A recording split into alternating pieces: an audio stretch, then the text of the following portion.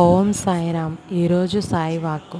నేను నీకు అనేక విధములుగా బిడ్డను, మరి ఎవ్వరికి ఏమీ కాను, నువ్వే నా సర్వస్వం అని, నీకై నేను అని తప్పించిపోతున్నాను.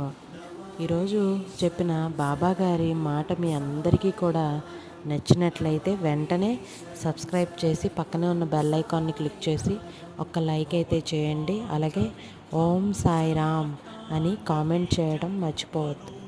సర్వే జన సుఖినో భవంతు. Thank you for watching. జగద్వ్యాపకం నిర్మలం నిర్గుణం త్వాం నమామీశ్వరం సద్గురుం సాయినాథం.